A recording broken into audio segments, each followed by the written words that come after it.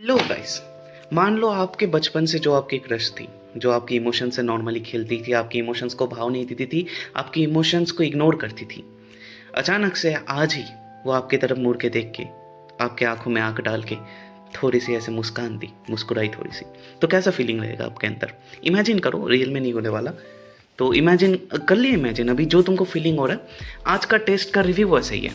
Like इतने दिन तक हम लोगों के साथ खेल के एलन ने आज भी खेला है, बट आज थोड़े कम लेवल पे खेला है। एटलीस्ट लोग जो पढ़ के गए थे उस फोर्टे में क्वेश्चन पूछे, थोड़ा सा नीट में जैसे वेटेज रहते चैप्टर्स का, ऑल दो जेनेटिक्स एंड इकोलॉजी से क्वेश्चंस कम थे कंपेरेटिवली, मतलब बहुत ही कम थे रिलेटिवली, बहुत मतलब इकोलॉजी एंड जेनेटिक्स मिला के 10 क्वेश्चन भी नहीं थे टोटल।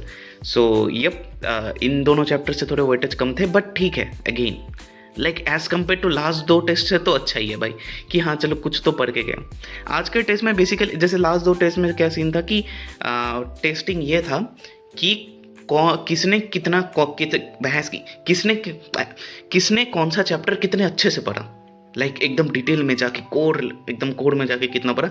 लास्ट 2 टेस्ट में एलन टेस्ट कर रहा था वो चीज़। आज के टेस्ट में रैदर एलन ये टेस्ट कर रहा है किसने कितने सारे चैप्टर्स पढ़ के रखे।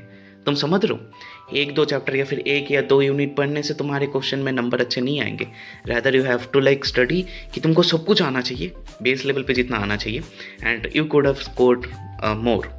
सो अगेन, जिन लोगों का सिलेबस कंप्लीट है, कंप्लीट इस टाइम पे मेजॉरिटी ऑफ लोगों का सिलेबस कंप्लीट ही है, बट जिन लोगों का रिवीजन एक बार कंप्लीट हो चुका है, कंप्लीटली कंप्लीट हो चुका है, उनका ये टेस्ट बहुत अच्छा जाने वाला है। In my case I have done 50%, मैं 50% रिवीजन नहीं बोलूँगा अगर मैं फुल सिलेबस मान के चलूँ, बट येस हाँ, मेरा रिवीजन टोटल 100% अभी कंप्लीट नहीं है। सो यस, क्वेश्चन जो मैं देख रहा था, मेरे क्वेश्चन, तुम लोगों को भी ये चीज़ फील हो रही होगी कि क्वेश्चन में ऐसे क्वेश्चंस कम ही थे जो तुमको देख के लग रहा हो कि भाई ये तो नहीं आता। 99% क्वेश्चंस तुमको देख के ऐसे ही लग रहा होगा कि साला ये तो पढ़ा था बट याद नहीं आ रहा भाई 4 ऑप्शन में से। एंड 2-3 क्वेश्चन अच्छे थे, वीडियो के एंड में मैं दिखाऊंगा कि कौन से अच्छे क्वेश्चन थे। एंड ओवरऑल अगर मैं एग्ज़ाम की बात करूं, अगेन अगर आपका सिलेबस कंप्लीट है, आपने एक बार रिवीजन कर दिया and you have done, you have written test like NEET का PIQs वगैरह सॉल्व कर चुके हो तुम लोग, then you can easily expect तुम लोगों के लिए सेफ स्कोर रहेगा 500 समथिंग या फिर 600 इन एनी केस, अगर तुम लोग सिली मिस्टेक नहीं कर रहे हो। मेरे जैसे जिन लोगों का सिलेबस कंप्लीटेड है बट अभी तक लाइक रिवीजन टोटल कंप्लीट नहीं हुआ है, we can expect 400 to 500 marks. And यही बात है। एंड हाँ, लास्ट वीडियोस में तुम लोगों तब प्रीवियस वीडियोस में कमेंट करते हो कि भाई तुम नंबर क्यों नहीं बताते हो। भाई मैं नंबर इसलिए नहीं बताता क्योंकि मैं तुमको झूठ नंबर नहीं बताता। यूट्यूब में तुमको ऐसे बहुत सारे यूट्यूबर मिल रहे होंगे जो लास्ट 2-3 साल से एलन के हर एक टेस्ट में 600 आते रहे, बस नीट में उनके 300 क्रॉस नहीं होते। आई होप तुम समझ पा रहे हो, मैं नाम नहीं लेना चाहता। मैं इसलिए नहीं बोलता क्योंकि मैं एग्ज़ाम दिया just, and I have to make the video as fast as possible, क्योंकि मेरे एग्जाम सेंटर दूर है ना, तो आने जाने में मेरे को टाइम ज़्यादा लग जाता है। सो मैं पहले एनालिसिस करूँगा, मार्क्स नोट करूँगा, then I will share you. कभी मतलब मैं स्ट्रीम में आऊँ फिर टेलीग्राम में आऊँ, टेलीग्राम में बहुत लोग जाके मेरे को पूछते कि भाई कितने नंबर है, एंड टिल नाउ मैंने कभी भी जितने भी कम नंबर है मैं कभी भी झूठ नहीं बोला। पूछ सकते हो मेरे कम्युनिटी से पे जाके, मतलब जिन लोगों ने पूछा है उनको मैंने आंसर करा। तुम लोग भी मेरे को टेलीग्राम पे पूछोगे, I have always answer honestly and I will answer honestly. मेरा देखने के बाद मैं वीडियो में इसलिए नहीं बता रहा क्योंकि मैंने कैलकुलेट नहीं किया, दैट्स द थिंग, एंड मैं झूठ नहीं बताने वाला। एंड चलो बात करते हैं, सब्जेक्ट वाइज बात करते हैं, कुछ क्वेश्चन तुम लोगों को दिखाता हूँ एंड वीडियो के एंड में बताऊँगा कि घर वाले को क्या एक्सक्यूज़ दे सकते हैं एग्ज़ाम खराब होने का। So without any further delay let's start the video. अगर मैं बात करूँ बायो की, सो बायो में नॉर्मली जैसे एलन के क्वेश्चन डायरेक्ट NCERT बेस्ड रहते हैं, so like you can answer pretty directly. And बहुत सारे लोग बोलते हैं, लाइक मैं देख रहा था कि आकाश एंड एलन के कंपैरिजन वाले, या फिर जो लोग करते हैं कंपैरिजन, वो बोलते कि आकाश में डायरेक्ट NCERT से क्वेश्चन आते, एलन में नहीं आते। भाई एलन में भी डायरेक्ट NCERT के क्वेश्चन नहीं आते, एलन में NCERT के लाइन कॉपी पेस्ट करके देते, एंड तुम क्योंकि नोट्स पढ़ के जाते हो, NCERT नहीं पढ़ते, तुमको लगता है कि भाई ये कहाँ से दिया है। बट अगेन मैं आर्गू नहीं करना चाहता, एंड मैं एलन की बात कर रहा हूँ तो लोग प्रीडोमिनेटली ये समझ लेते हैं कि भाई मैं आकाश को खराब बोल रहा हूँ।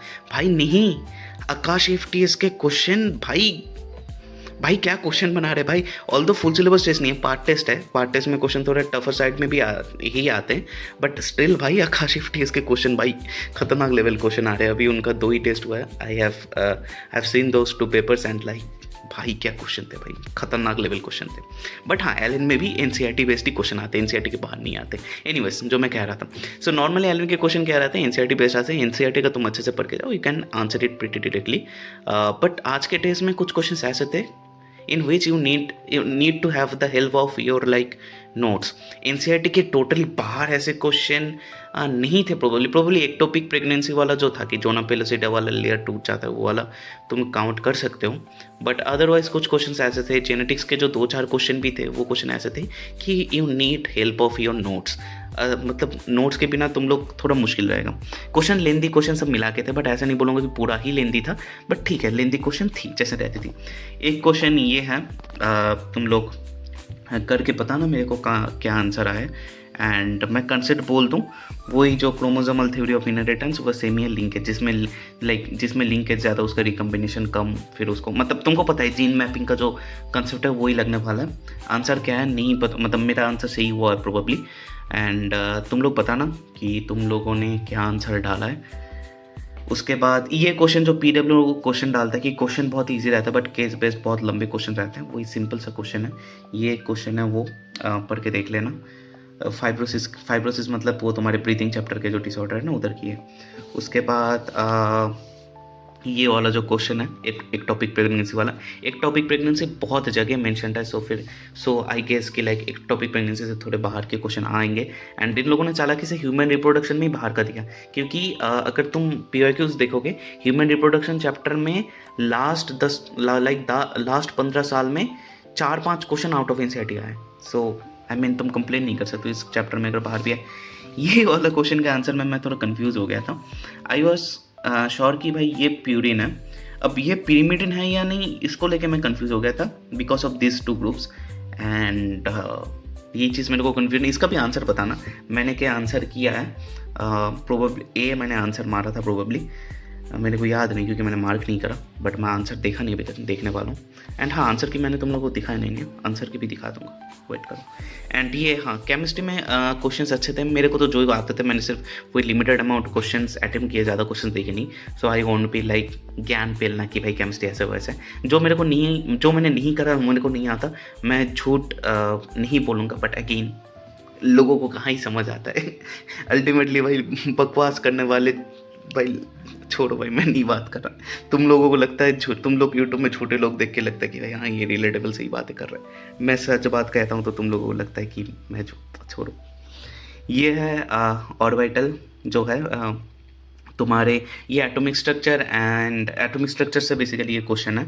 एंड ये क्वेश्चन बहुत अच्छा है, तुम लोग बताओ इसका आंसर क्या होगा।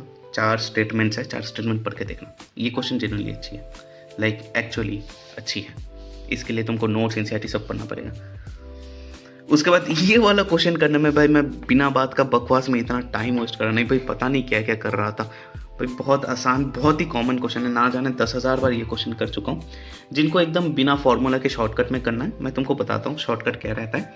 देखो ux बेसिकली हॉरिजॉन्टल में हमेशा वेलोसिटी कांस्टेंट रहेगी क्योंकि एक्सेलरेशन 0 है।